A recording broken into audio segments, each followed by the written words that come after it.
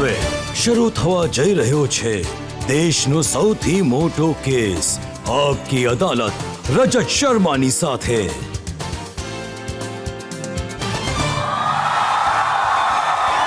નમસ્કાર.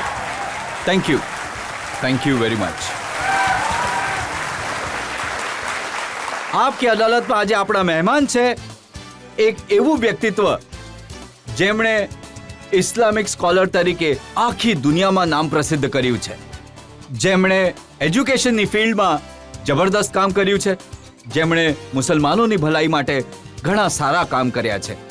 તેઓ પોતાની વાત મોટી રીતે કરે છે, કાયદાથી કહે છે.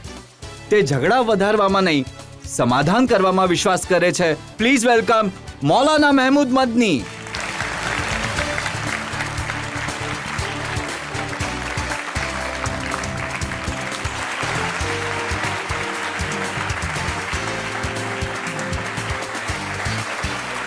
અને આપકી અદાલતમાં હવે આમંત્રિત કરી રહ્યો છું અમારા આજના જજને. અમારા આજના જજ ઘણા ખાસ છે. તેઓ ખરેખર ઇલાહાબાદ હાઈકોર્ટમાં જજ રહી ચૂક્યા છે. જસ્ટિસ ઝકીઉલ્લાહ ખાન.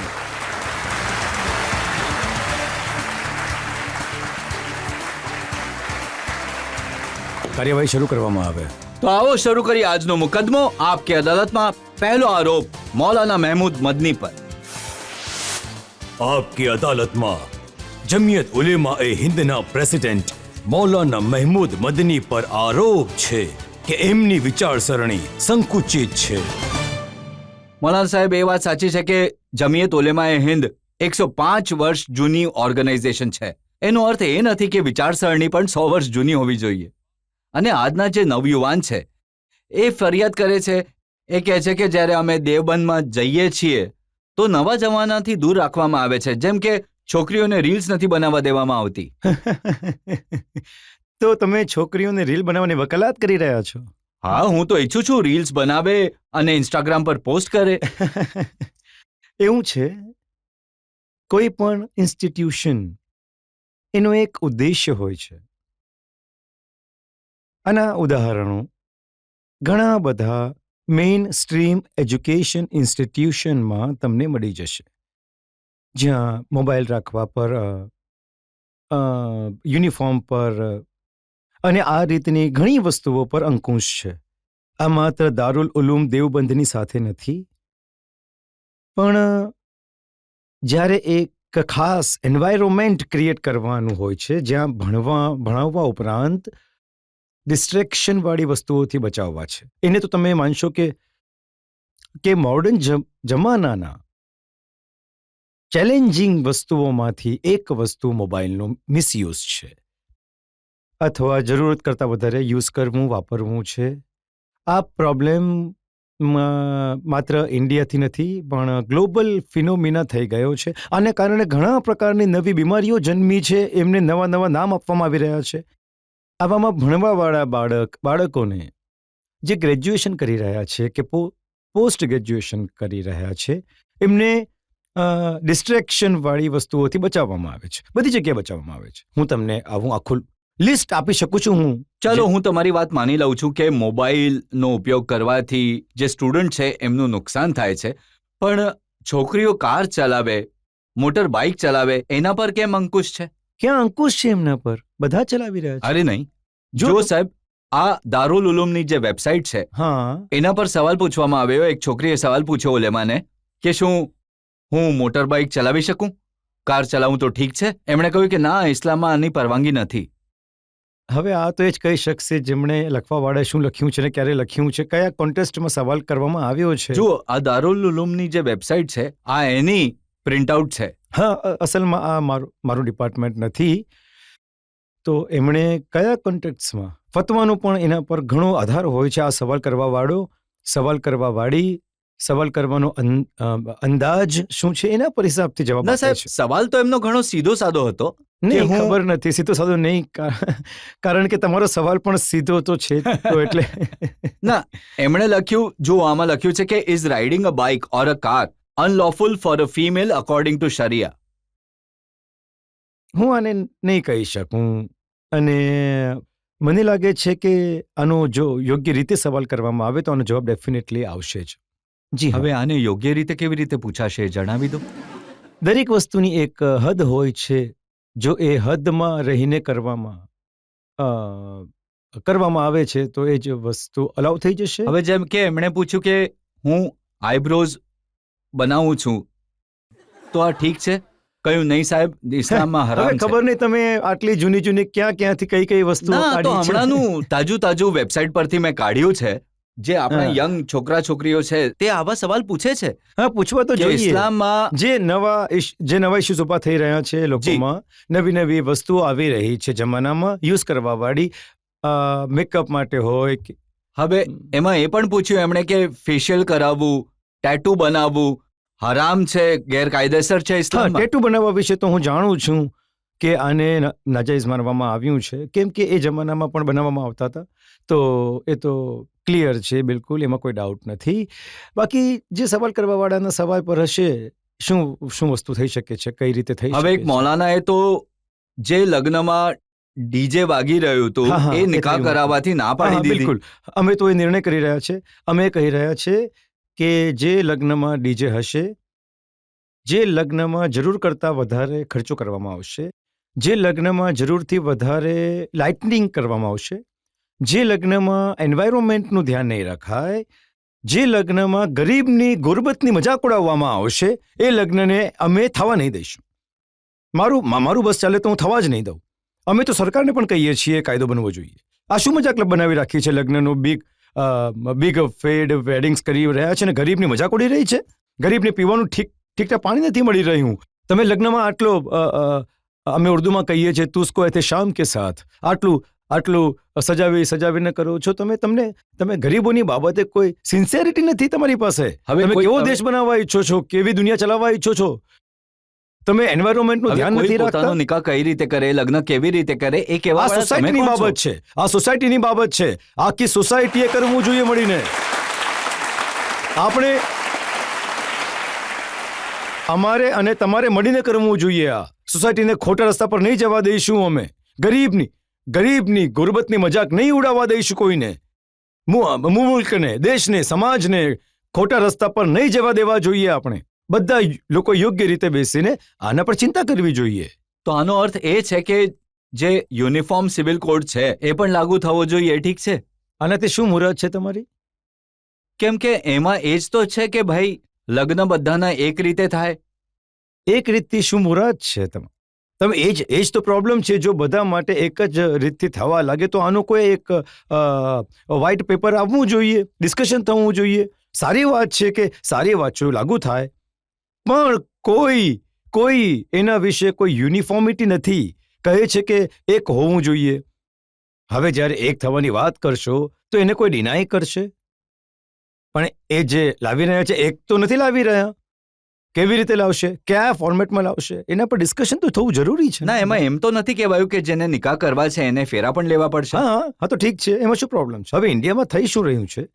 ઇન્ડિયામાં શું દુનિયાનો પ્રોબ્લેમ આવી ગયો છે? આ કોમન ફિનોમિના થઈ ગયો છે કે તમારી તાકાત છે 50,000 રૂપિયા ખર્ચ કરવાની. તમે દેખાડાના ચક્કરમાં 20 લાખ રૂપિયા ખર્ચ કરો છો. પૈસા જમા કરાવવાના શરૂ કરે છે એ જ વાત માટે. ભાઈ, એ પૈસા તમે ખર્ચો બાળકોના એજ્યુકેશન માટે, ભણતર પર ખર્ચ કરો. તે એક દિવસ માટે. એ કે છે ને 4 દિન કી ચાંદની ફિર અંધેરી રાત હૈ. આ તો તમાશો બનાવી દીધો છે. જો આજના જમાનામાં જે લગ્નો થાય છે, મને નથી ખબર તમે કેટલા જાણકાર છો એના બાબતે, એ બધા જ લગ્ન કેમેરા માટે થાય છે. વરમાળા તમે પણ કહો. 3-4 વખત રીટેક થઈ જાય છે. હવે કો તમે અને જે એમની જાહો જલાલી છે એનાથી જ આ એક દેખાય છે. હોડ લાગી ગઈ છે દેખાવાની. તો મારા ત્યાંના લગ્નોમાં મેં 10 લાખ રૂપિયા ખર્ચ કરી નાખ્યા. મારા પાડોશમાં જે વ્યક્તિ છે એ પણ એની બરાબરીમાં આવવા માટે 10 લાખ રૂપિયા ખર્ચી નાખે છે, અને પછી એના માટે એને કેટલી પોતાની પડજતો ખર્ચવી પડે છે. તો આ તો મોટી દુશ્મની છે સમાજની સાથે. સમાજના લોકોને, તમારા જેવા લોકોને, મોટા લોકોને. જો તમે જે વાત કહી રહ્યા છો એ સારી વાત છે, ખર્ચા કરવાની વાત, પણ એવું તો નથી કે ઇસ્લામમાં જેવું છોકરીઓ માટે આઈબ્રો કરવા પર નિષેધ છે, કાર હું એક- ચલાવવા પર નિષેધ છે, એમના લગ્નમાં મ્યુઝિક પર પણ મનાઈ છે. આ સવાલ મ્યુઝિકનો છે. નહીં, સવાલ જો મ્યુઝિકનો પણ હોત તો મ્યુઝિકના માટે તો ઓપિનિયન છે પહેલાથી જ. તો અમે તો એ ઓપિનિયનમાંથી બહાર કેમ જઈએ? અમારે તો કહેવું પડશે. તમે હવે આધુનિક થઈ જાઓ.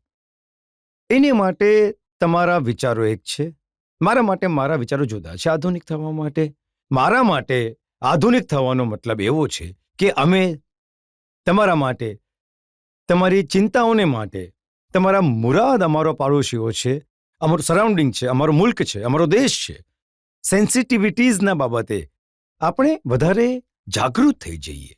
આધુનિક હોવાનો મતલબ એ છે આપણે પાણી બચાવવા બાબતે વધારે જાગૃત થઈ જઈએ, પાણીમાં ગંદકી થતા આપણી નદીઓને બચાવવા માટે જાગૃત થઈ જઈએ, આપણે પ્લાન્ટેશન કરવા અંગે જાગૃત થઈ જઈએ, આપણે પક્ષીઓ અંગે જાગૃત થઈ જઈએ, આપણે પતંગીઓ માટે જાગૃત થઈ જઈએ. મારા વિચારો આ છે. પણ દેશની દીકરીઓ માટે પણ તો જાગૃત હા, થવાનું દેશની છે. દીકરીઓને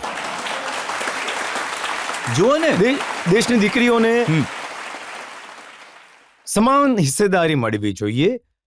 દેશની દીકરીઓને, આપણી દીકરીઓને સમાન હિસ્સેદારી મળવી જોઈએ, સમાન તક મળવી જોઈએ, એમનું સન્માન થવું જોઈએ, ઓપોર્ચ્યુનિટીઝ મળવી જોઈએ. મૌલાના સાહેબ, જો એને બજારની વસ્તુ નહીં બનાવવી જોઈએ. હું તમને આ ફતવાઓ બતાવું. તેઓ કાર નથી ચલાવી શકતા, મોટર બાઇક નથી ચલાવી શકતા, આઈબ્રો નથી કરી શકતા, મેકઅપ નથી કરી શકતા. બધી પાબંદી છોકરીઓ માટે, છોકરાઓ માટે કંઈ નહીં.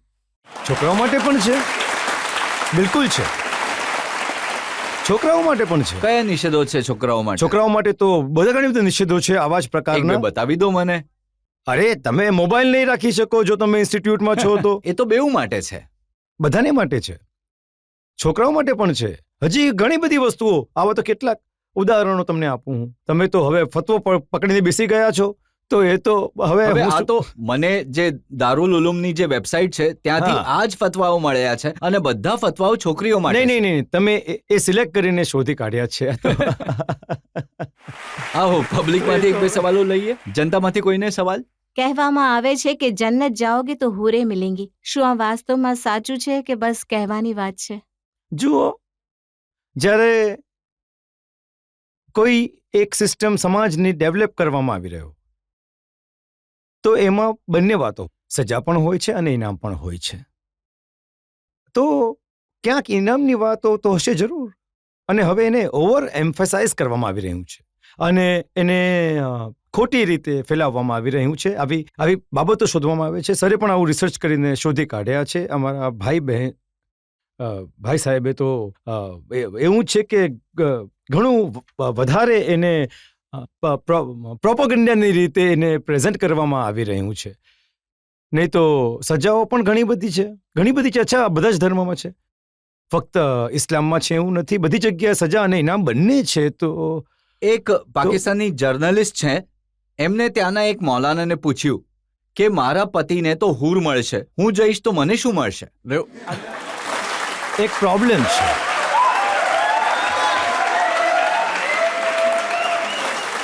એક પ્રોબ્લેમ છે.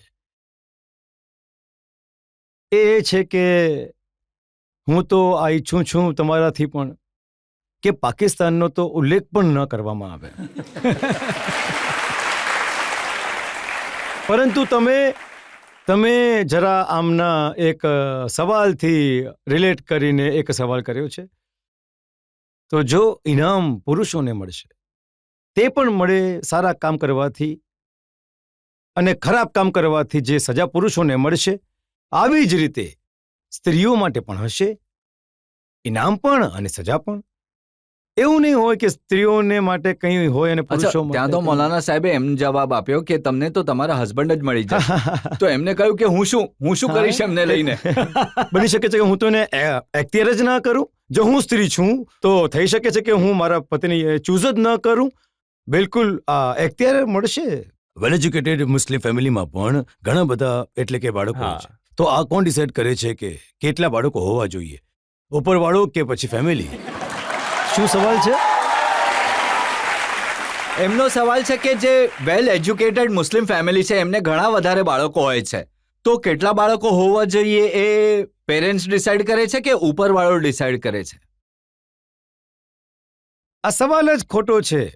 એ માટે કેમ કે તમે આ સવાલ કરો છો કે મુસલમાન કમ્યુનિટીમાં બાળકો ઘણા વધારે હોય છે.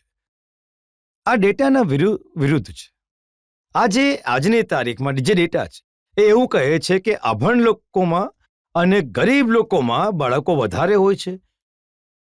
એમાં હિન્દુઓ છે અને મુસલમાનો પણ છે, બધા પ્રકારના લોકો છે. તમે તાલીમ આપી દો, તમારે ત્યાં સાચા ફિગર યોગ્ય બાળકો પણ થઈ જશે અને એમના એજ્યુકેશન પણ થઈ જશે અને અપલિફમેન્ટ પણ થઈ જશે અને દેશ પણ આગળ વધી જશે. તો જેના 4 લગ્ન કરશે એમને વધારે બાળકો થશે કે એક કરશે એને વધારે થશે? જે 4 કરશે.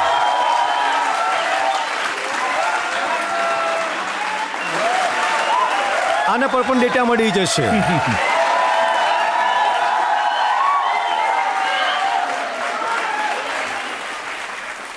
આના પર પણ ડેટા મળી જશે.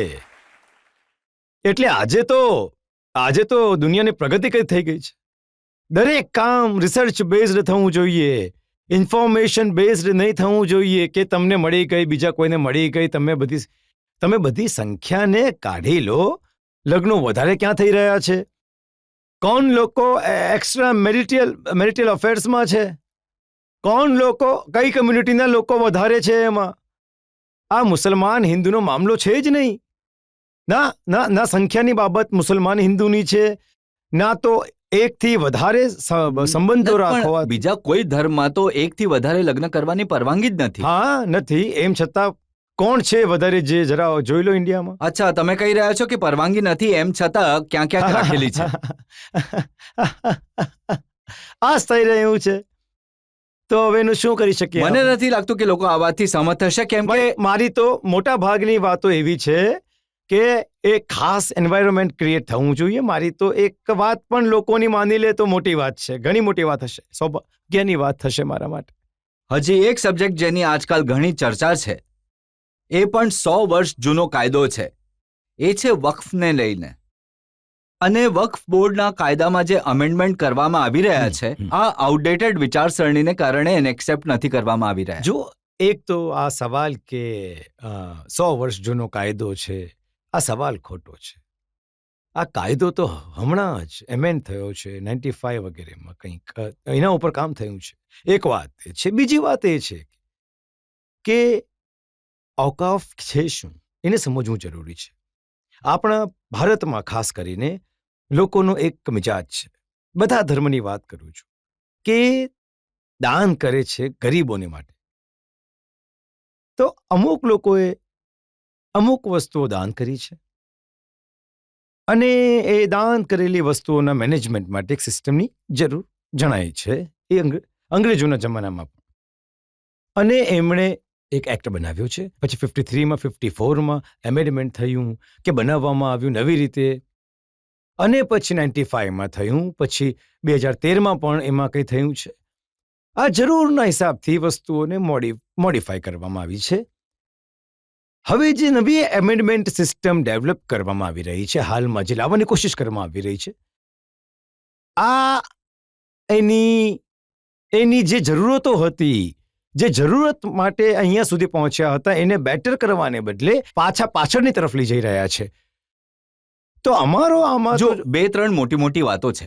વક્ફની પાસે આખા દેશમાં 9 લાખ એકર જમીન છે, અને આ જમીન 3જા નંબર પર રેલવે અને ડિફેન્સ પછી સૌથી વધારે જમીન માત્ર 2 સ્ટેટના, તામિલનાડુ અને તેલંગાણા કે આંધ્રા, 2 સ્ટેટમાં આનાથી ઓછામાં ઓછી 1 લાખ એકર વધારે જમીન માત્ર 2-3 હિન્દુ એન્ડોઝમેન્ટ પાસે ઉપલબ્ધ છે. બાકીના ભારતની વાત હમણાં નથી કરી રહ્યો. આ તો આખા ઇન્ડિયામાં છે. 7,40,000 કે 7,80,000 કંઈક એકર જણાવી રહ્યા છો. પછી એમાં એક પ્રોબ્લેમ એ થયો છે કે લોકોએ કબજો કરી લીધો, ખોટી રીતે કબજો કરી લીધો. આમાં ડિફરન્ટ ગવર્મેન્ટના ડિપાર્ટમેન્ટ પણ સામેલ છે, અને પ્રાઇવેટ પણ છે, અને મુસલમાન પણ છે. તો આને હજી વધારે સુધારવાની જરૂર હતી કે જે કબજા છે એને ખાલી કરવામાં આવે, સુધારવાને બદલે એને હજી વધારે ખરાબ કરવામાં આવી તમે રહ્યું છે. કબજો ખાલી કરાવવાની વાત કરી રહ્યા છો તો તમારે જે કાકાજી છે અરશદ મંદી સાહેબ, એમણે કહ્યું કે જે બેંગ્લોરનું એરપોર્ટ છે એની સેંકડો એકર જમીન જે છે એ વક્ફની છે. હા, તો એમણે કહ્યું તો કદાચ એમણે રિસર્ચ કર્યું હશે. મેં આના વિશે કંઈ રિસર્ચ નથી કર્યું. અને આપણે લોકોની વાત ન કરીએ અને આપણે વાત કરીએ એ પ્રોજેક્ટની. આ એક પ્રોજેક્ટ છે. હવે પ્રોજેક્ટ આજની તારીખે દેશમાં જેવો માહોલ બનાવી દેવામાં આવી રહ્યો છે, એ માહોલને જોઈને ખબર નહીં કેમ મને લાગે છે, જો મને ધ્યાન આપજો તમે, આ માહોલને જોઈને એવું લાગે છે કે જેમ કે આ વક્ફ બોર્ડની ઇન્ડિયાનું નથી, કોઈ બીજા પાડોશી દુશ્મન દેશનું છે.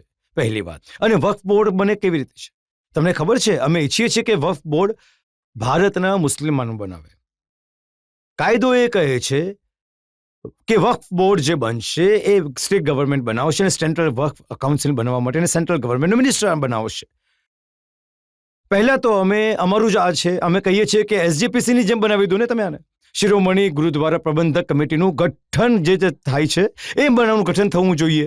આજ સુધી આવું ગઠન નથી થતું. સરકારો પોતાની મરજીના લોકોને બેસાડી દે છે. સિલેક્શન કરીને કંઈક પાર્ટ છે એનો જે કે કંઈક મુતવલ્લીઓને ત્યાંથી એક મેમ્બર આવી જશે, ફલાણી જગ્યાએથી આવી જશે. તો આ એક ઘણી લાંબી ડિબેટ છે. આને સુધારવાની જરૂર છે, પણ તમે તો બદતર કરવા પર ઉતર્યા છો. જો ઇમ્પ્રેશન તો એ આપવામાં આવે છે કે આખા દેશમાં 200 લોક લગભગ એવા છે જેમનો કબજો છે આ બધી જમીનો પર. હા, તો કબજો ખતમ કરાવવો જોઈએ. ખતમ કરાવવા માટે એ પ્રોસેસને હજી સ્ટ્રોંગ કરવી જોઈએ. તમે તો એને હજી સરળ બનાવી દો છો કે કબજાવાળાનો કબજો થાવત રહે છે. કબજો કરવાવાળા તો 2005નું મેં વાંચ્યું, એ કહી રહ્યા હતા કે તાજમહેલ પણ વક્ફની જમીન છે. એ કહેવાવાળાની વાત તો ઠીક છે ભાઈ, તમે તો એક વાત સમજો કે તાજમહેલ જો વક્ફની જમીન છે તો વક્ફની જમીન છે એ એસઆઈની કંટ્રોલમાં છે. આવી ઘણી બધી પ્રોપર્ટીઝ છે જેમાં બંને લોકોની દખલ છે. જો વક્ફની જમીન થોડી વાર માટે માની પણ લઈએ તો ક્યાં જશે? જરા વિચારવાની વાત છે. થોડું તો ઓપન માઇન્ડેડ થઈને વિચારો તો આ જશે ક્યાં? કોની પાસે જાય છે? એવું તો નથી ને કે આ ચાઇના જતું રહેશે. હું એ દેશનું નામ નથી લેવા ઈચ્છતો જેનું નામ તમે લીધું હતું. ચાઇના જતો રહેશે શું? નેપાળ જતો રહેશે શું? કશે નહીં જશે ને. ઇન્ડિયાની વસ્તુ છે, ઇન્ડિયામાં રહેશે. અને અમે અમારા વિશે આજની તારીખમાં એક ખાસ રીતનું એ બનાવવામાં આવ્યું છે, જેમ કે અમે કંઈક બીજું જ છે. બીજે કશેથી ઉતરીને આવ્યા છે. બીજી કોઈ દુનિયાના માણસો છીએ. મુસલમાન, ઇન્ડિયાના મુસલમાન. અમે જ્યાં હતા તો ઓપ્શન મળ્યો હતો અમને. હું વારંવાર એ વાતને કહું છું, અમારી પાસે ચોઇસ હતી. અમે ચૂઝ કરી શકતા હતા. અમે ઇન્ડિયાને ચૂઝ કર્યું છે અને સમજી વિચારીને કર્યું છે. હું કહેતો હતો અમારે માટે, ઇન્ડિયન્સ મુસ્લિમો માટે રહેવા માટે ઇન્ડિયા કરતા સારી દુનિયામાં બીજી કોઈ જગ્યા નથી.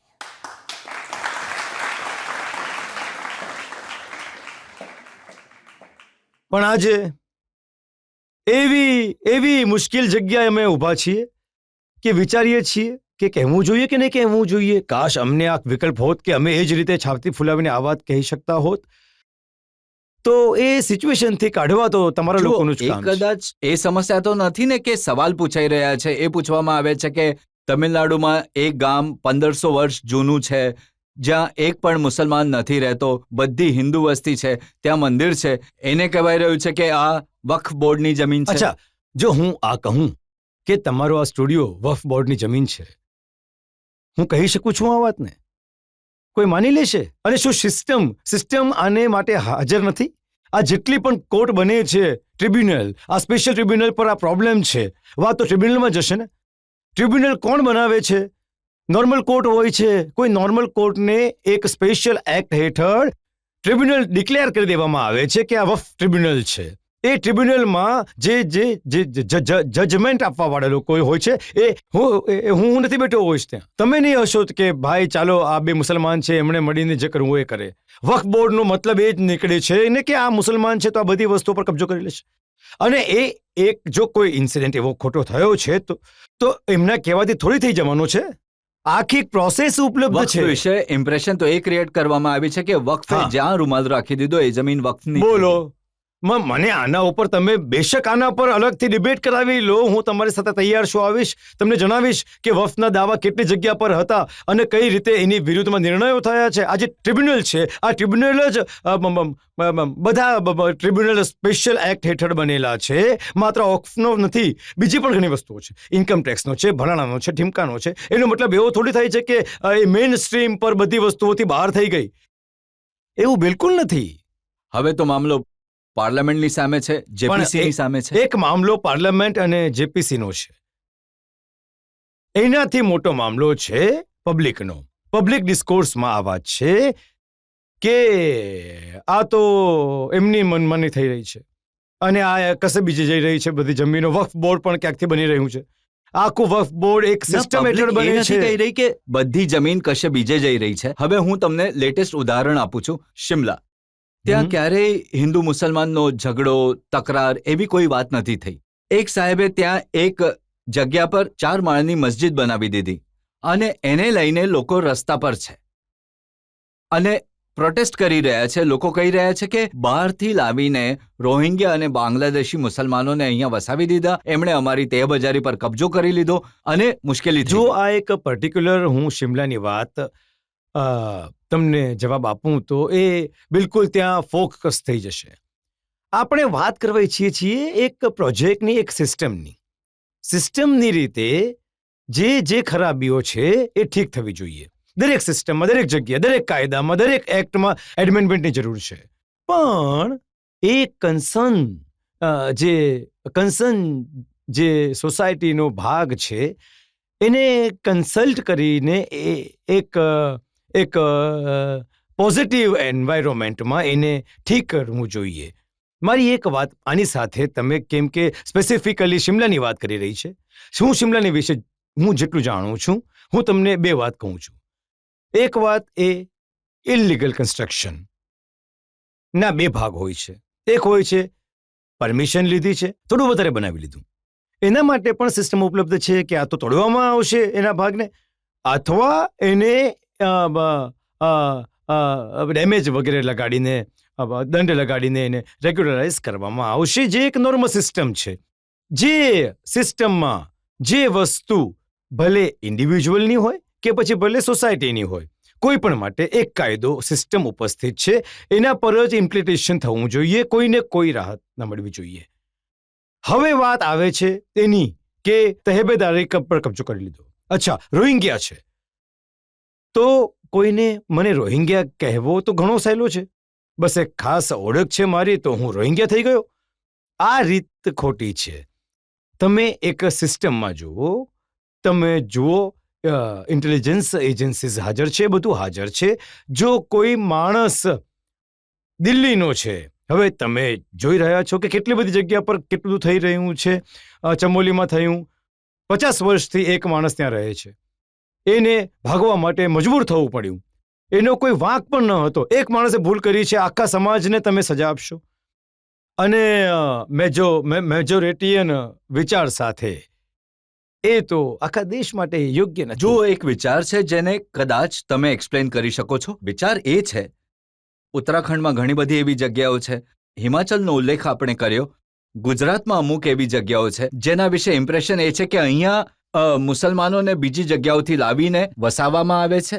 એમાં બાંગ્લાદેશથી આવેલા લોકો છે, એમાં રોહિંગ્યા મુસલમાન છે અને આ વિસ્તારોની ડેમોગ્રાફી બદલાવવામાં આવી રહી છે. જો ક્યાંક ચમોલીની વાત છે, કેટલાક ફેમિલી હતા, જોઈ લો તમે.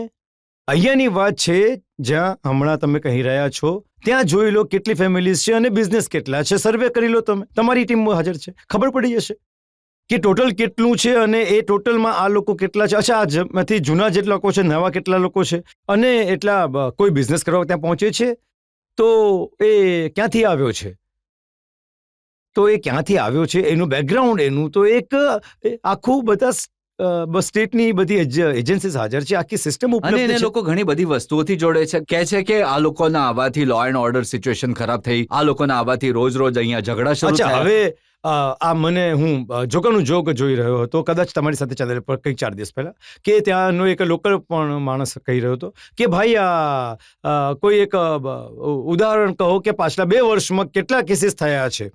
આજે તો તમે કહી રહ્યા છો, તમે ગુસ્સામાં છો, લડાઈનામાં એ છો, કોઈ એક ઘટના બની હશે તો, પણ આના પહેલા જુઓ ને કે 2 વર્ષમાં કેટલા ઇન્સિડન્ટ્સ થયા હતા આ રીતના. એ રાખીને સામે હકીકત પર હોવું જોઈએ. આ વાત રિયાલિટી અલગ વસ્તુ છે અને પરસેપ્શન અલગ વસ્તુ છે. સંજોગોની વાત એ છે કે પરસેપ્શન એવું બનાવી દેવામાં આવ્યું છે કે હવે આમાં- તમે પરસેપ્શન બનાવી રહ્યા છો કે કન્સલ્ટેશન નથી કરવામાં આવ્યું. નહીં, હું અમારું પરસેપ્શન તો એ છે કે આ પરસેપ્શન નથી, આ રિયાલિટી છે. જણાવો કે કોની સાથે મેં તો કન્સલ્ટેશન કરવામાં પાર્લામેન્ટમાં આવ્યું છે? જે કિરણ રિજિજુ છે, જે બિલ રજૂ કરી રહ્યા હતા, એમની વાત સાંભળી હતી. એમણે કહ્યું હતું કે આનો બેઝિસ સચ્ચર કમિટીનો રિપોર્ટ છે, આનો બેઝિસ જેપીસીનો પાછલો રિપોર્ટ છે, અને અમે લાખો લોકોથી દિલ્હીમાં, પટનામાં, બંગાળમાં કોન્ટેક્ટ કર્યો છે, કન્સલ્ટેશન કર્યું છે. એ કહી રહ્યા છે ને, એમનો દાવો છે. હા, અને અમારો દાવો છે કે કન્સલ્ટેશન થયું જ નથી. કોઈ પ્રોસેસ કન્સલ્ટેશનની તો એક પ્રોસેસ હોય છે ને, એ પ્રોસેસ ઓપન થાય છે. એ ઓપન પ્રોસેસનો એક એમને જે પૂછી લો, તમે બતાવશો જરા, તમને હું માની લઈશ. તમે ઘણી કહી સારી રહ્યા વાત છો છે. કે કન્સલ્ટેશન કરીને જો બદલાવ હા, થાય. જ્યાં જરૂરી હોય, જે યોગ્ય રિઝનેબલ બદલાવ હશે તો એ થવા જ જોઈએ ને. એટલે જેવી રીતે હું કહું છું કે એસજીપીસીના હિસાબથી થવા જોઈએ, આનું ફોર્મેશન વફ બોર્ડોનું જેમ એસજીપીસીનું થાય છે. તો આ બધા સજેશન પાર્લામેન્ટરી જેપીસી પાસે જશે અમે તો મોકલી જ રહ્યા છે, જે પણ થઈ શકે છે બધું મોકલી જ રહ્યા છે. ને સાથે રસ્તાઓ પર પણ અવાજ ઉઠાવી રહ્યા છો. જરૂરત હશે તો જરૂર જઈશું રસ્તાઓ પર, પણ અમે જવું જોઈએ. એવી જ હોય છે, એ રીતે ડેમોક્રેસી છે. આ ડેમોક્રેસી રીતોથી જે થઈ શકે એ કરવું જોઈએ. બિલકુલ જરૂર કરીશું, જો જરૂર પડશે તો એને પણ કરીશું, કરવું જ જોઈએ. તો અહીંયા એક બ્રેક માટે રોકાઈશું અને બ્રેક બાદ આપકી અદાલતમાં મૌલાના મહેમૂદ મદની પર આરોપો અને સવાલોનો વધુ એક દોર. અત્યાર સુધી તો એ જ હતું કે હલાલ અને ઝટકામાં તફાવત બસ બસ. આ તફાવત ઘણો નાનો હોય છે, ઘણો નાનો પાર્ટ છે. તો ટૂથપેસ્ટમાં ઝટકો અને હલાલ કેવી નહીં, રીતે હોય શકે? ટૂથપેસ્ટમાં વેલકમ બેક. આપકી અદાલતમાં આજે આપણા મહેમાન છે જમિયત ઉલેમા એ હિન્દના ચીફ મૌલાના મહેમૂદ મદની. આપકી અદાલતમાં આગલો આરોપ. આપકી અદાલતમાં જમિયત ઉલેમાએ હિન્દના પ્રેસિડેન્ટ મૌલાના મહેમૂદ મદની પર આરોપ છે કે તેઓ ધર્મના નામ પર વેપાર કરે છે. જો જમિયત ઉલેમા એ હિન્દ હલાલ ટ્રસ્ટ છે, હલાલ કાઉન્સિલ ઓફ ઇન્ડિયા છે, જેના સર્ટિફિકેટ તમે ઇસ્યુ કરો છો, અને એ કહેવાય રહ્યું છે કે એનાથી ઘણી કમાણી થાય છે, મોટો બિઝનેસ છે. તો એમાં ખોટું શું છે? હું મારું તમારી સામે રજૂ કરી શકું છું કે કેટલો ટેક્સ જાય છે, કેટલો ખર્ચો જાય છે અને શું સરપ્લસ હોય છે. આ બિઝનેસ નથી, આ સર્વિસ છે. બિલકુલ બિઝનેસ નથી, આ બિલકુલ સર્વિસ છે. બિઝનેસ ત્યારે થશે જ્યારે પ્રોફિટ, એક્સપેન્સીસ વગેરે બધું કાઢ્યા પછી પ્રોફિટ શું થઈ રહ્યો છે, બચત શું થઈ રહી છે, એને માટે જ તો બિઝનેસ કરવામાં આવે છે. તો તમને હું પાછળના 3 વર્ષનું બતાવી દઈશ કે શું સરપ્લસ થયું છે. દરેક સર્ટિફિકેટ માટે 10,000 રૂપિયા લો છો? ના ના ના, બિલકુલ નહીં. કોઈ સર્ટિફિકેટ માટે 10,000 રૂપિયા નથી લેવામાં આવતા. આ ખોટી ઇન્ફોર્મેશન તમારી પાસે. આ એન્ફોર્સમેન્ટ આ રજિસ્ટ્રેશન માટે કોઈ કંપનીના 10 પ્રોડક્ટ છે, એણે રજિસ્ટર કરાવવું પડશે. અચ્છા, આ સિસ્ટમ અમે નથી બનાવી.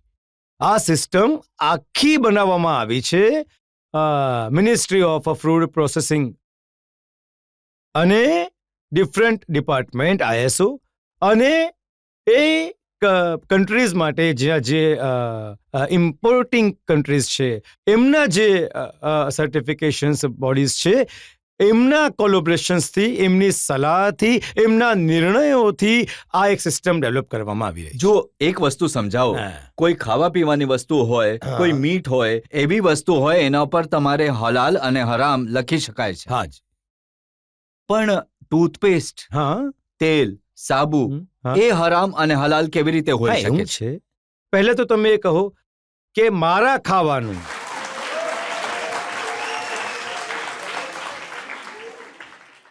મારું ખાવાનું અને આ બોટલમાં રાખેલું પાણી એ એક ઇસ્યુ છે. મારી કમાણી એ પણ તો હરામ હોઈ શકે છે. હું કહેતો હું છું ને દોસ્તોને કે કમાણી તો હરામની ખાઈ રહ્યા છો અને રેસ્ટોરન્ટના હલાલના શોધો છો, તો શું હલાલનું છે? કમાણી જ હરામની છે તો પછી ખાવાનું કેવી રીતે હલાલ થશે તમારું? આ હું તમને હલાલ સમજાવવા માટે કહું છું. તો પાણી પર પણ સર્ટિફિકેટ જી લાગશે? હા, બિલકુલ. પાણીને પણ જોવું પડશે કે જે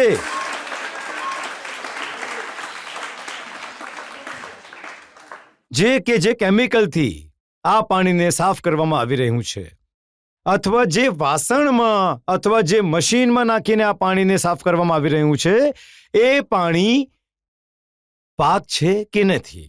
જો પાક છે તો હલાલ છે, ના પાક છે તો હરામ છે. જો જે એસટીએફના જે ઓફિસર્સ છે એમણે કહ્યું કે તપાસમાં એ જાણવા મળ્યું કે હલાલ કાઉન્સિલ ઓફ ઇન્ડિયા દ્વારા પ્રોડક્ટ્સના વગર વેરિફિકેશને જો હલાલ કાઉન્સિલ ઓફ ઇન્ડિયા અલગ વસ્તુ છે અને હલાલ ટ્રસ્ટ અલગ વસ્તુ છે, એમના વિશે કહેવાનું હા છે. એમના વિશે કહેવામાં હા, તો ઠીક આવ્યું છે. અને લેબ ટેસ્ટિંગ વગર એ સર્ટિફિકેટ આપે છે. એક વાત તો એ છે, આના જવાબમાં બે વાતો છે. એક વાત એ છે કે એમના કહી દેવાથી કંઈ થતું નથી. વાત કોર્ટમાં છે, સબજ્યુડિશનલ મેટર છે. બીજી વાત એ છે કે અમે હલાલ કાઉન્સિલ ઓફ ઇન્ડિયાને હું રિપ્રેઝન્ટ નથી કરતો, મારાથી રિલેટેડ નથી. તમારા વિશે એમણે કહ્યું કે મૌલાના મહેમૂદ મદનીની ઉત્તર પ્રદેશની સ્પેશિયલ ટાસ્ક ફોર્સ દ્વારા 6 કલાક સુધી પૂછતાછ નહીં, કરવામાં 2 આવી. દિવસ સુધી અને એના પછી ફરી 2 દિવસ સુધી. અને હું જ એકલો હતો જે ત્યાં ગયો હતો, બીજા કોઈ ગયા નહીં હતા ત્યાં. સુપ્રીમ કોર્ટથી પ્રોટેક્શન મળ્યું હતું, મને પણ તે મળ્યું હતું, હું પણ ગયો. જઈને મેં કહ્યું, બિલકુલ મને સવાલ તો કરો એમણે જેમ શું તમે કરી પૂછ્યું રહ્યા અને છો. તમે શું કહ્યું? જે વાત તમને કહી રહ્યો છું ભાઈ. ભાઈ, પાણી જો નાપાક છે, ગંદુ પાણી છે, અને એને મશીનથી સાફ કરી દીધું, અને નાપાક જગ્યાએથી એનો જે સોર્સ જે છે નાપાક છે, તો પાણી પણ હલાલ નહીં થાય, હરામ હશે. હલાલનો અર્થ કાપવાનું નથી થતો. આ જ ઘણું જ, આ એકદમ લાસ્ટ વસ્તુ છે. અત્યાર સુધી તો અમારી સમજમાં એ જ હતું કે એને હા, અત્યાર સુધી તો એ જ હતું કે હલાલ અને ઝટકામાં તફાવત હોય છે. બસ આ તફાવત ઘણો નાનો હોય છે, ઘણો નાનો ફરક છે આ. તો ટૂથપેસ્ટમાં ઝટકા અને હલાલ કેવી રીતે નહીં, હોઈ શકે?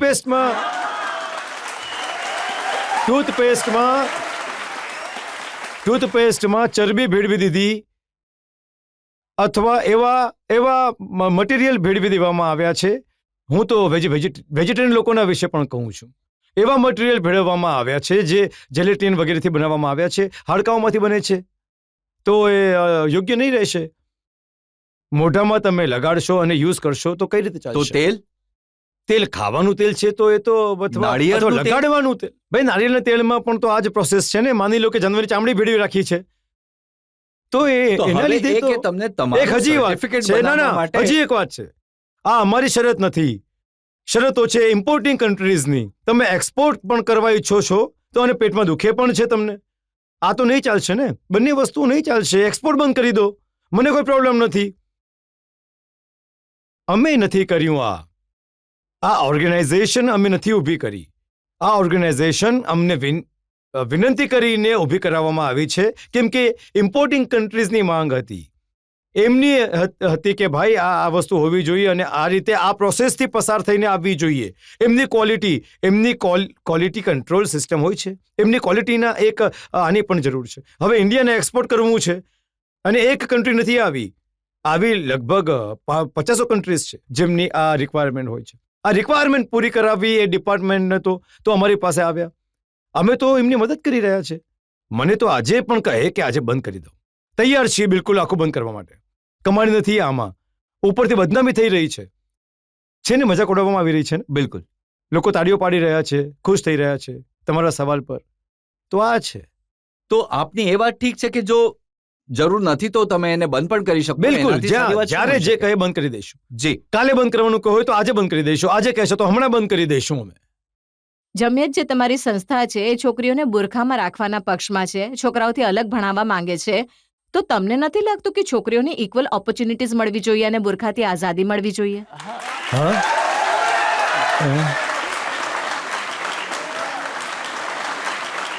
તમારો સવાલ ઘણો યોગ્ય સવાલ છે. યોગ્ય નથી, યોગ્ય જેવો સવાલ છે. તો એક વાત તમે એમ કહો છો કે બુરખાથી આઝાદી મળવી જોઈએ, તમારો સવાલ છે.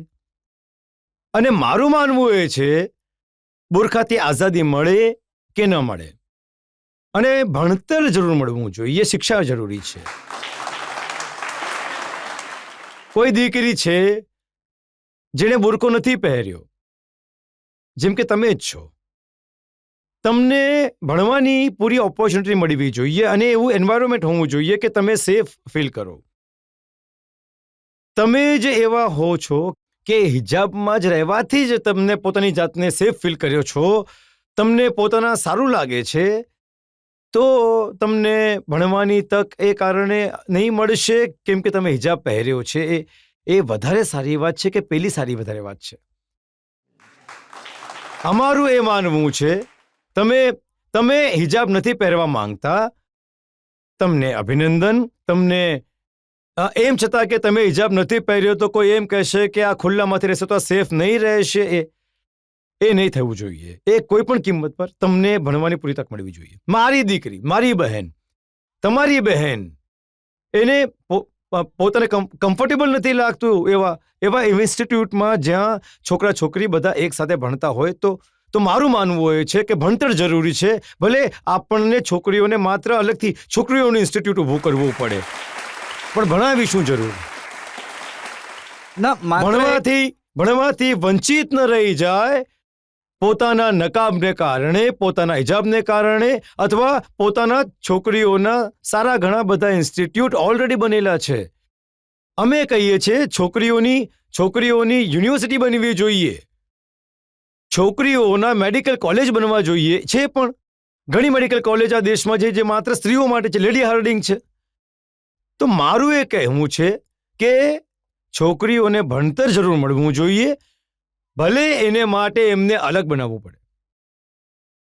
હવે કોઈ કમ્ફર્ટેબલ છે, બધાની સાથે ભણવામાં ઘણી સારી વાત છે, તો એમને ત્યાં મોકલવી જોઈએ. બસ આટલે હું જાણવા ઈચ્છું છું કે જેમ કે દારુલ ઉલૂમ છે, દેવબંધ છે, ત્યાં ભણવા માટે છોકરીઓને બુરખો પહેરવો જરૂરી છે? નહીં, ત્યાં તો ભણતર છોકરીઓનું થતું જ નથી, પણ છોકરીઓની આ રીતના ભણતર કે માત્ર છોકરીઓના ઇન્સ્ટિટ્યૂટ બનેલા હોવા જોઈએ. તો આ તો હજી પણ ખરાબ વાત થઈ. આટલું મોટું વર્લ્ડ નોન ઇન્સ્ટિટ્યુશન છે, છોકરીઓ માટે જગ્યા જ નથી. એ મિક્સ કરવાના તો વિરોધમાં છીએ ને. અમે પોતે એને વિરોધી છીએ મિક્સ કરવાના. પૂરી તક મળવી જોઈએ, પૂરું ભણતર મળવું જોઈએ, મિક્સ નહીં હોવું જોઈએ. તો તમે નહીં આપો એ ઓપોર્ચ્યુનિટી? નહીં, અમે તો આપીશું. હું એમ કહી રહ્યો છું કે જેને જે તક મળે છે ત્યાં ભણે જરૂર. વધુ એક બ્રેક માટે રોકાઈશું અને બ્રેક બાદ આપકી અદાલતમાં મૌલાના મહેમૂદ મદની પર આગળનો આરોપ. આપે કહ્યું કે તમે મોદી સરની પ્રાઇમ મિનિસ્ટરના વખાણ કરો છો. તમે એમ ઈચ્છો છો કે હું એમના વખાણ નહીં કરું અને હંમેશા ખરાબ બોલ્યા કરું? આ કેવી રીતે શક્ય છે? Welcome back. આપકી અદાલતમાં આજે આપણા મહેમાન છે જમિયત ઉલેમાએ હિન્દના ચીફ મૌલાના મહેમૂદ મદની. આપકી અદાલતમાં આગલો આરોપ. आपकी अदालतમાં જમિયત ઉલેમાએ હિન્દના પ્રેસિડેન્ટ મૌલાના મહેમૂદ મદની પર આરોપ છે કે તેઓ પડદાની પાછળથી રાજનીતિ કરે છે. હવે મૌલાના સાહેબ, લોકો કહે છે કે તમે રાજનીતિમાં તો નથી, પણ રાજનીતિ પૂરી કરો છો. તમે નરેન્દ્ર મોદીના વખાણ કરો છો, અમિત શાહને મળો છો, RSS સાથે વાત કરો છો. આપણે લોકો એક દેશના રહેવાસી છીએ અને અમારી ખૂબીઓ અને ખરાબીઓ બધી એકબીજા સાથે છે. દેશ સારો બનશે તો બધાને માટે સારું થશે. દેશમાં કંઈ ખરાબ થશે, ખરાબ ઘટનાઓ બનશે તો બધા માટે થશે. પોલિટિક્સ તો હંમેશા છુપાઈને કરે છે, પણ હું પોલિટિક્સ કરતો નથી. પરંતુ દેશની માટે કોઈ માણસ સારું કામ કરશે તો વખાણ કરીશું, ખોટું કામ કરશે તો એનો વિરોધ કરીશું. આ જરૂર છે અમારા માટે. અને મળવાનું પણ રાખીશું, બધાની સાથે મળીશું. સંવાદ, મળવાનું, વાતચીત કરવાનું, આ પોલિટિક્સ નથી, આ જરૂર છે, આપણી દેશની જરૂરિયાત છે. નહીં મળીશું તો વાત કઈ રીતે થશે? કેવી રીતે સમજાવીશું? કેવી રીતે સમજીશું? આ તો જરૂરી છે. અમે કરીએ છીએ, કરી રહ્યા છીએ અને કરતા રહીશું હંમેશા. તો તમે જ્યારે પ્રધાનમંત્રી મોદીજીના વખાણ કરો છો, જ્યારે ઇસ્લામિક દેશોમાં જાય છે, ત્યાંના લોકોને ગળે લગાડે છે, એમને એવોર્ડ મળે છે, તો તમને સારું લાગે છે? હા, મારો દેશ છે, મારા દેશના પ્રાઇમ મિનિસ્ટર છે અને એમની ઇજ્જત થઈ રહી છે તો દેશની ઇજ્જત થઈ રહી છે. અને સાંભળો,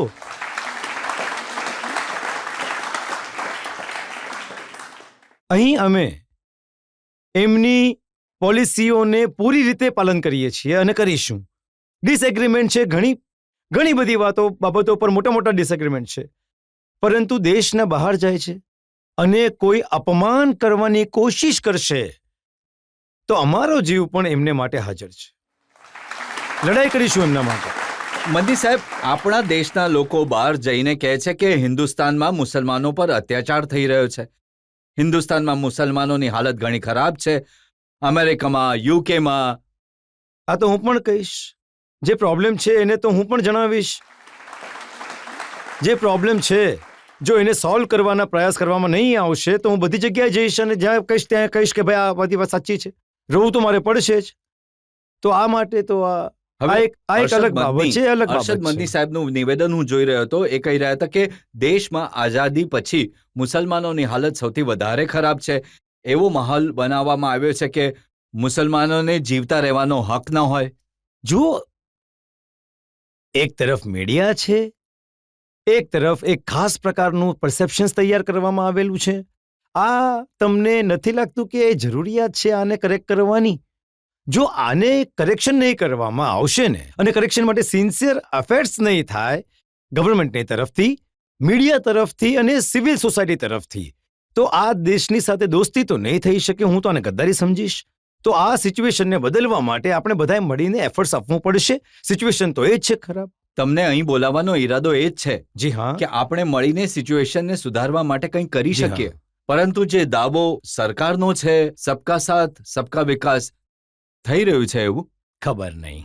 હું તો આના પર મને બિલકુલ નહીં લાગતું કે આના પર જે પ્રકારના સિન્સિયર એફર્ટ્સ થવા જોઈએ એ થઈ રહ્યા છે. મને નથી લાગતું બિલકુલ પણ. કેમ કે આપણે હંમેશા સરકારના લોકોની જ્યારે વાત સાંભળીએ કે રાશનમાં, વીજળીમાં, મકાનમાં કોઈ ભેદભાવ નથી કરવામાં આવતો. હિન્દુ હોય, મુસલમાન હોય, દરેકને. સારી વાત છે. જો આમ થઈ રહ્યું છે તો ઘણી સારી વાત છે. પરંતુ ન્યાયમાં, કાયદામાં, કાયદાના ઇમ્પ્લિટેશન્સમાં પણ સમાનતા હોવી જોઈએ. ત્યારે ભેદભાવ નથી. જો એ નથી થઈ રહ્યું તો પછી વિકાસ અને સમાનતા વગર શું યોગ્ય કહી શકાય છે? તો બસ શું આ જ નથી વાત થઈ છે. રહ્યું? ન્યાય, કાયદો, ઇમ્પ્લિમેન્ટેશન અને લોકોની ઇજ્જત, આ 3-4 વસ્તુઓ ઘણી મહત્વની હોય છે. કાયદો તો બધા માટે બરાબર છે, બરાબર હોવો જોઈએ અને એ દેખાવું પણ જોઈએ. જો તમને લાગ્યું કે બુલડોઝર ચલાવવાથી લોકો પર અત્યાચાર થાય છે, અન્યાય થાય છે, તો તમે એને સુપ્રીમ કોર્ટમાં ચેલેન્જ કરી હા, એ દીધું. તો કરી જ છે. સુપ્રીમ કોર્ટ સુધી જવાની જરૂરિયાત નહીં પડવી જોઈએ. બરાબર છે ને? જે દાવો કરે છે કે બધાની સાથે સમાનતા છે, એ લોકો જ આવું ન કરવું જોઈએ ત્યાં સુધી જવાની જરૂર પડે તો મજબૂરીમાં કરવું. એમનો તો તર્ક એ છે કે ઉત્તર પ્રદેશમાં લો એન્ડ ઓર્ડરની સિચ્યુએશન ઘણી ખરાબ હતી. જ્યાં આગળ લોકોને બરાબર કરવા માટે કડકાઈ કરવાની જરૂરિયાત હતી અને કડકાઈ કરી છે, એનાથી મૌલાના સાહેબને તકલીફ થઈ રહી છે. નહીં. હવે અહીં મૌલાના સાહેબ તરફ આખું શિફ્ટ ના કરો. જ્યારે કે સવાલ ફક્ત એ વાતનો છે જ્યાં સુધી એવું છે કે લો એન્ડ ઓર્ડરને યોગ્ય રાખવું. આ સારી વાત છે કે લો એન્ડ ઓર્ડરને બરાબર રાખવા માટે જે પણ કડકમાં કડક એક્શન લેવામાં આવવું જોઈએ એ લેવી જોઈએ. પરંતુ એ એક્શનને પણ લેવાની એક મર્યાદા હોવી જોઈએ. એ મર્યાદાની પણ જો ઉલ્લંઘન કરવામાં તો એ ઉચિત વાત નથી. એમનો દાવો એ છે કે પહેલા પોલીસ આગળ ભાગતી હતી અને માફિયા અને ગુંડાઓ એમની પાછળ. હવે ગુંડાઓ ભાગે છે, માફિયા ભાગે છે, પોલીસ એમની પાછળ હોય છે. હોઈ શકે છે કે એમની વાત સાચી હોય. હું એ પર્ટિક્યુલર વાત પર નથી જવા માંગતો. હું ફક્ત એ જ વાત પર જવા માંગુ છું કે ઇમ્પ્લિમેન્ટેશન બધાને માટે બરાબર અને એક જેવું હોવું જોઈએ. ખોટી રીતે ન થવું જોઈએ. પણ જો તમારા જેવા લોકો કોઈ માફિયા વિરુદ્ધ એક્શન લેવા પર જો ઓબ્જેક્શન કરશે, ક્યાં તમે- ઓબ્જેક્શન કરી રહ્યા છે? એક્શન લેવા પર નથી કરી રહ્યા, મર્યાદા તોડવા પર કરી રહ્યા છે. અહીંયા ફક્ત માફિયાની વાત નથી, કોમન માણસ પણ હવે આરોપી છે, ગુનેગાર નથી, ક્યાં કોઈ રીતે કન્વિન્ટ નથી થયો હોય. અચ્છા, જે મને એક વાત જણાવો, ગુનો મેં કર્યો છે, સજા મારા ઘરડા મા બાપને મળી રહી છે, આ શું વાત થઈ ગઈ? હું એક એક્ઝામ્પલ આપું છું તમને. મુખ્તાર અંસારી, એમના વિરુદ્ધ તો ઘણા બધા કેસીસ હતા. આખું ઉત્તર પ્રદેશ જાણે છે. મોટા ગેંગસ્ટર હતા. 63 ક્રિમિનલ કેસીસ હતા એમના પર.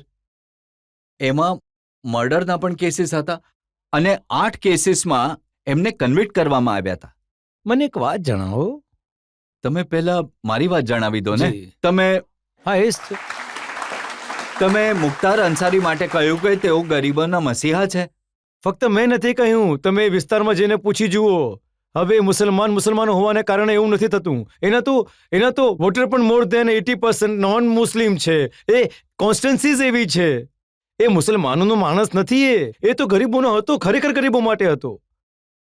હવે એ કેસીસ છે, કેટલાકમાં કન્વિક્ટ થયા છે, તો હું પણ એવું જ કહીશ કે એના પર મારી પાસે પણ અમુક રિસર્ચ છે. જેટલા તમે રિસર્ચ કર્યા છે, મારી પાસે પણ તો રિસર્ચ છે. હું એને રજૂ કરી દઈશ. બતાવો તો એ મને કઈ ખરેખર રીતે. ગરીબોનો મસીહા હતો. તમે શું કહી રહ્યા છો કે તમે કોઈ એક કેસ એમનો એવું નહીં બતાવી શકો કે જેમાં કોઈના ઘર પર એણે કબજો કર્યો હોય, કોઈની સાથે એણે આવું કર્યું હોય. હું પૂરા કોન્ફિડન્સ સાથે એવું કહી શકું છું. હું પરત લઉં છું મારી વાત.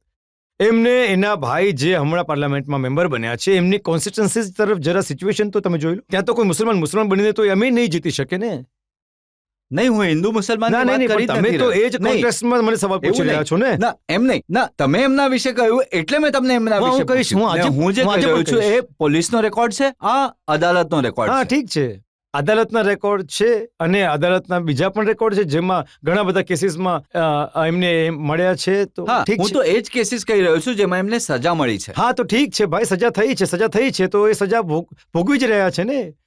સજા તો ભોગવી રહ્યા હતા. એ જો કોઈ માણસના સારા કાર્યો હોય, તો સારું કહેવામાં આવશે.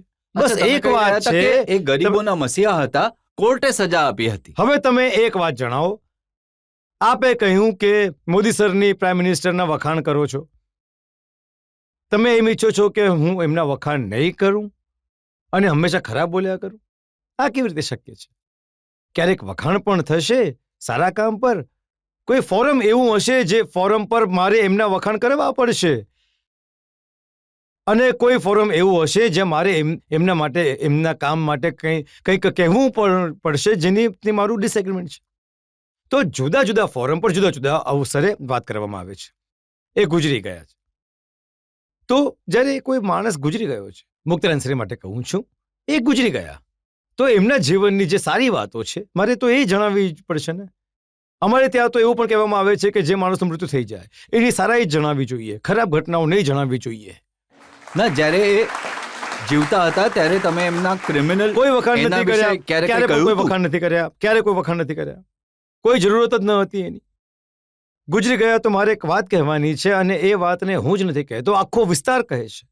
કોઈથી ડિસએગ્રીમેન્ટ હોવાનો અર્થ કે એ નથી કે એ ટોટલ ખરાબ થઈ ગયા, અને કોઈથી એગ્રી થવાનો એ અર્થ નથી કે ટોટલ સારા થઈ ગયા. સારા કામ પણ થાય, ખરાબ કામ પણ થાય. મારા જ તમને 100 કામ જો ખરાબ આ મળી તો જશે. એ કેસ છે, પણ આના સિવાય ઉત્તર પ્રદેશમાં માફિયાની વિરુદ્ધ, ગુંડાઓની વિરુદ્ધ એક્શન થયા, એન્કાઉન્ટર થયા, સિચ્યુએશન બેટર થઈ, એનાથી તમે એગ્રી કરો છો? હા, હું પાર્શિયલી એગ્રી કરું છું, બિલકુલ એગ્રી કરું છું. અને સારા કામને સારી રીતે લેવામાં આવે અને એની મર્યાદા રહે.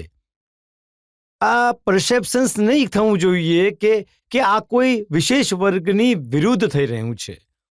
ના એ સ્મિતથી, ના સવાલથી, ના સવાલના એ ખાસ રીતના જવાબથી. તો ઘણી સારી વાત છે, બધા માટે થવું છે. ઘણી સારી વાત કહી, ઘણી સારી વાત છે. પબ્લિકમાંથી સવાલ લઈ શકીએ છીએ. સર, રામ મંદિરનો જ્યારે શિલાન્યાસ થયો હતો ત્યારે તમારું એક નિવેદન આવ્યું હતું કે કોઈ પણ દેશના યા રાષ્ટ્રના પ્રધાનમંત્રીએ કોઈ પણ મંદિર કે ઇબાદતગાહની નીવ રાખવા નહીં જવું જોઈએ. સર, તમે એવું કેમ કહ્યું હતું? બંને વાતો આવી હતી. એક સમાચાર હતા જેમાં બંને વાતો હતી. મસ્જિદની નીવ રાખવા જઈ રહ્યા છે, એક ચાલવામાં આવી હતી. સાચી વાત છે કે ખોટી? પ્રાઇમ મિનિસ્ટર જશે, એ મસ્જિદનો પાયો નાખવા, એ જે 5 એકર જમીન આપવામાં આવી છે એ હતી વાત. અને એ જમાનામાં એ વાત પણ રાખવામાં આવી કે મારું એ નિવેદન સાચી જ કોન્ટેસ્ટમાં હતો કે હું આજે પણ એ વાત પર છું કે મારા નેશન્સના કોઈ પણ આ રીતના પદ પર બેઠેલા માણસને કોઈ પણ પ્રકારની રિલિજિયસ એક્ટિવિટીઝમાં લીડ નહીં કરવું જોઈએ. આ મારું આજે પણ મત છે. એક કોન્ટેક્સમાં નહીં, આ જનરલ ઓપિનિયન છે અને હું આજે પણ એની સાથે કાયમ છું. મારું એ નિવેદન બીજા કોન્ટેક્સમાં હતો, પણ એમ છતાં પણ હું એ વાત કહું છું કે કોઈ પણ રિલિજિયસ વસ્તુને લીડ આપણા દેશમાં આ રીતના પદના પર બેસેલા લોકોએ નહીં કરવું તો જોઈએ. કોણે લીડ કરવી? જેમ કે હમણાં રામ મંદિરનું ઉદ્ઘાટન થયું. જો રામ મંદિરની ઉપર જો આપણે વધારે જઈશું તો આ વસ્તુ સારી નહીં રહેશે. આ ફરી પાછી જોડવા તોડવા વાળી વાતમાં જ જરા બહાર થઈ જઈએ. આમ ડોમેઇન નથી. આ એમણે સવાલ કરી દીધો, મેં એને જવાબ આપી નહીં, દીધો. આ તો સુપ્રીમ કોર્ટનો નિર્ણય હતો. હા આમાં તો ઉપર ઠીક નીચેની કોઈ છે. વાત જ એ નિર્ણય નહોતી. પર કેવી રીતે આવ્યો, કોણે કરાવ્યો, કેવી રીતે આવ્યો, આખી ચર્ચા થઈ શકે છે. એ જજમેન્ટમાં કેટલી બધી વાતો એમણે કહી છે ને, એ બધામાં જઈશું ને તો ફાલતુમાં વાસ આવશે, એનાથી કોઈ ફાયદો નથી. તો એને અહીં જ છોડો અને આ વાતને હું બસ આ જ હદ સુધી કરવા ઈચ્છું છું. ઠીક છે, હું તમારા સેન્ટિમેન્ટની રિસ્પેક્ટ આભાર. કરું છું. એક બ્રેક માટે રોકાઈશું અને બ્રેક બાદ મૌલાના મહેમૂદ મદની પર આરોપો અને સવાલોનો વધુ એક દોર. બધાની સાથે જ થઈ રહી છે. લિન્ચિંગ થઈ, કોઈ દલિત છે, કોઈ ટ્રાઇબલ છે, કોઈ મુસલમાન છે. હવે મુસલમાનના નંબર વધારે છે તો વધારે તસ્કર એના પર થઈ જાય છે. પણ હું તો નથી કહેતો આ વાત માત્ર મુસલમાન સાથે થઈ રહ્યું છે તો એ ખોટું છે. બધાની સાથે થઈ રહ્યું છે, મુસલમાનની સાથે વધારે થઈ રહ્યું છે. Welcome back. આપકી અદાલતમાં આજે આપણા મહેમાન છે મૌલાના મહેમૂદ મદની. આપકી અદાલતમાં આગલો આરોપ. આપકી અદાલતમાં જમિયત ઉલેમાએ હિન્દના પ્રેસિડેન્ટ મૌલાના મહેમૂદ મદની પર આરોપ છે કે તેઓ ગુન્હા કરવા વાળાને સાથ આપે છે. હવે આ મારો આરોપ નથી. કેન્દ્ર સરકારમાં એક મંત્રી છે ગિરિરાજ સિંહ. એમણે કહ્યું કે દેવબંધ આતંકવાદની ગંગોત્રી છે અને એમણે કહ્યું કે હાફિઝ સઈદ સાથે ઘણા આતંકવાદીના તાર દેવબંધ સાથે જોડાયેલા છે. એમને અભિનંદન છે, ઘણા ઘણા અભિનંદન. અને તમારું પણ મેં નિવેદન જોયું કે એવા હજારો કેસીસ છે જેમની સામે યુએપીએ લાગ્યો છે, ટેરરિઝમનો કેસ છે, ધરપકડ કરવામાં આવી છે. એ બધાની કોર્ટમાં લડાઈ તમે લડી રહ્યા છો, વકાલત કરી રહ્યા છો. વકાલત કરાવી અને માણસને સફાઈ આપવાનો અધિકાર તો આપણી સિસ્ટમે આપ્યો છે. અમે ક્યાંથી કોઈને વકાલત કરવાના હતા? અમે કોણ થયા? અમે કઈ નથી કોઈ વકાલત કરવા વાળા. આ તો મારા સંવિધાને આપ્યું છે. આ અધિકાર સંવિધાને આપ્યો છે. અને જો અહીંયા સુધી છે, જો કોઈની પાસે વકીલ નથી તો પોતે કોર્ટ અપોઇન્ટ કરે છે વકીલ. તો આ તો કઈ છે જ તો નહીં. જેની પાસે વકીલ નથી, ભલે એ ટેરરિસ્ટ હોય, તમે એને માટે નહીં, નહીં, વકીલ અપોઇન્ટ આ કરશો. નિર્ણય કે કોણ ટેરરિસ્ટ છે, આ નિર્ણય લો એન્ફોર્સિસ એજન્સીસ કરશે અથવા જ્યુડિશિયસ કરશે. હવે તમે આમ જ 100 ઉદાહરણ આપીશું જ્યાં અમે લોકોએ કોઈ કેસ નથી લડ્યો. તમે ક્રિમિનલ્સની વાત કરો છો, હું ઘણી બધી કોન્ટ્રાવર્શિયલ વાત કરી રહ્યો છું. અહીંયા અફઝલ ગુરુ ફાંસી આપવામાં આવી, પણ out of turn priority basis પર ફાંસી આપવામાં આવી. શું અર્થ છે એનો? પણ કોર્ટનો આદેશ છે. કોર્ટનો આદેશ છે, પણ આઉટ ઓફ ટર્ન આપવામાં આવી છે, પ્રાયોરિટીઝ બેઝિસ પર આપવામાં આવી છે. કેમ કરવામાં આવ્યો? બધાને આપવામાં આવતે. લાઈનથી જેટલા લોકો હતા એમાં જ્યારે એનો નંબર આવતો એને પણ આપતે, જરૂર આપતા. તમે કેમ કર્યું? આ એક સવાલ છે. તો એક વર્ગ વિશેષને તમે કઠેરામાં ઊભા કરી દીધા છે. અહીંયા તો તમારે તો એ માત્ર સમયે તો કમસે કમ નરેન્દ્ર મોદીની સરકાર નહોતી. કોઈની પણ હોય. હું સરકારની વાત જ નથી કરી રહ્યો. હું સરકારનો વિરોધ ક્યાં કરી રહ્યો છું? આઉટ ઓફ ટર્ન તો સરકાર આઉટ ઓફ ટર્ન એટલે કે માટે કોઈ પણ કરે, જે ખોટું છે એ ખોટું છે. એટલે આ સવાલ મેં ઉઠાવ્યો. આ તો તમારા સવાલથી અલગ છે. હું મારી તરફથી આ સવાલ ઉઠાવી રહ્યો છું. તમારો સવાલ એ છે કે તમે ક્રિમિનલ્સને, આતંકવાદીઓને સપોર્ટ કરો છો. ઠીક છે ને? હું આ જ કહી રહ્યો છું. જેમ કે હું તમને ઉદાહરણ આપું. 1000 લોકોના નામ તમને આપી દઈશ જેમને અમે સપોર્ટ નથી કર્યો, ક્યારેય નથી કર્યો. અને એવા પણ ઉદાહરણો છે કે અમારે ત્યાં લોકોએ અપ્લાય કર્યું અને એમને સપોર્ટ નથી કર્યો, ક્યારે નથી કરી શક્યા. કોઈ આતંકવાદીને ક્યારે સપોર્ટ નહીં કરવો જોઈએ અને ઝીરો ટોલરન્સ હોવી જોઈએ. જો આ દેશમાં જ નહીં, દુનિયાના કોઈ પણ દેશમાં આતંકવાદી વિચાર, આતંકવાદી એટીટ્યુડ, એને ઉછેરવાની જગ્યા આપવામાં આવશે તો આ દેશની સાથે દુશ્મની છે. જેમ કે જે સાહેબનું નામ લઈ રહ્યા હતા તેમણે ગંગોત્રી કહ્યું, એ પોતે જ એ ગંગામાં નહાયેલા છે, આતંકવાદની ગંગામાં નહાઈને બેઠા છે. એમને અધિકાર નથી આ દેશની કેબિનેટમાં રહેવાનો. જો એ કોઈ એવો માણસ હોય અને આ રીતના એટીટ્યુડનો માણસ હોય કે કેબિનેટમાં બેઠેલો હતો, તો હું એ કેબિનેટ વિશે શું વિચારીશ? હું કારણ કે ક્યાં એમને- પોતાની જાતને ઉભો રહેલો એમણે તો જોઈશ? નામ આપ્યા. એમણે કહ્યું મસૂદ અઝહર, મુલ્લા ઉમર, અબ્દુલ રહેમાન, આ એ આતંકવાદી છે જે દેશના દુશ્મન છે. અને આ દેવબંધી થિંકિંગને સપોર્ટ કરવા વાળા લોકો છે, દેવબંધને રિસ્પેક્ટ કરવા વાળા લોકો છે. એટલે જ હું કહું છું કે એમને ઘણા અભિનંદન, અને યસ, આપણી કેબિનેટને પણ ઘણા અભિનંદન. બસ બીજું શું કહી શકીએ છીએ? એનાથી વધારે તો હું શું એ કહી તમને શકું? કહેશે તમે જ રાખો આવી વાત. હા, ઠીક છે, બીજું શું કહી શકીએ? બીજો શું જવાબ છે? પબ્લિકમાંથી સવાલ લઈ લઈએ. દરેક મુસલમાન આતંકવાદી નથી, પણ દરેક આતંકવાદી ઘટનાની પાછળ મુસલમાન જ કેમ હોય છે? મારો સિમ્પલ સવાલ છે.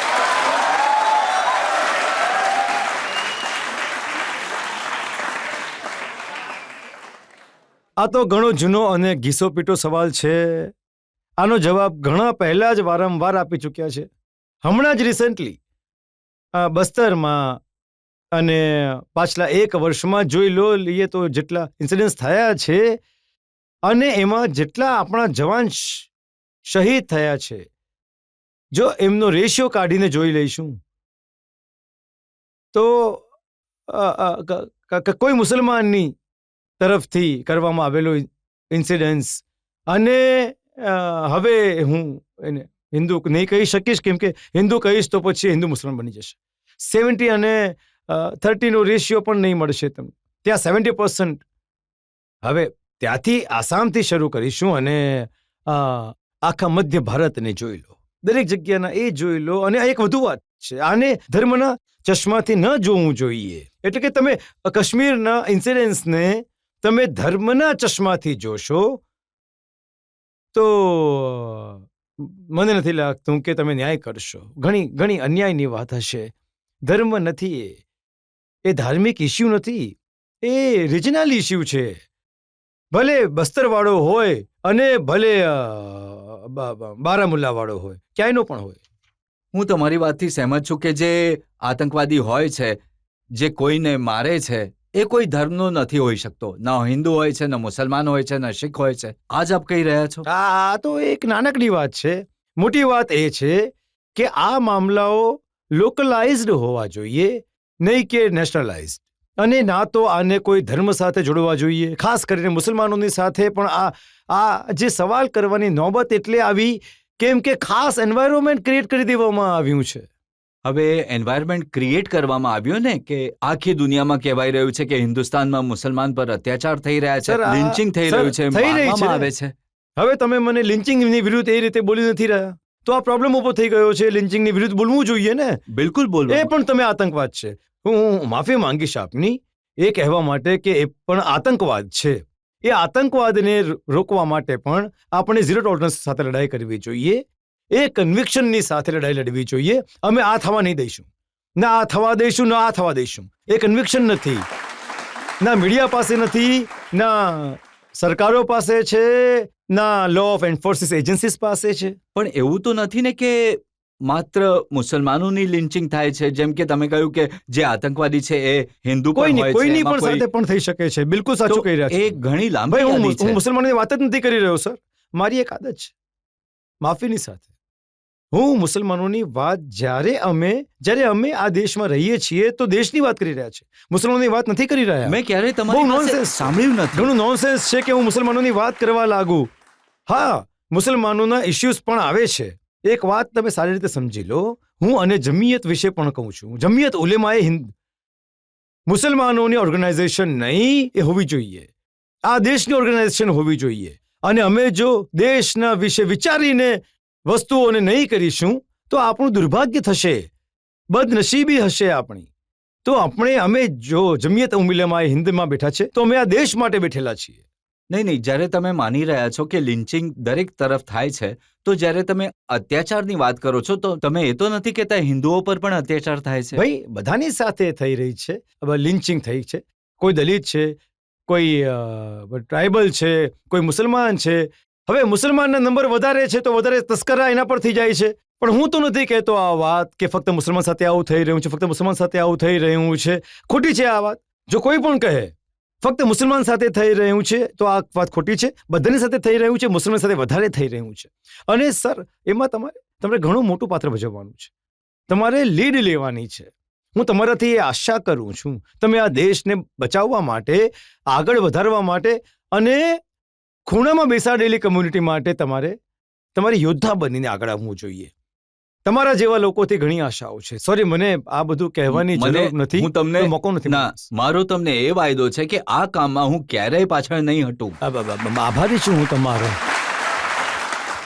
આપકી અદાલતમાં આપણે કેસ ચલાવી રહ્યા છે મૌલાના મહેમૂદ મદની પર. હવે સમય છે એક બ્રેકનો, અને બ્રેક બાદ સાંભળીશું આજના જજનો નિર્ણય.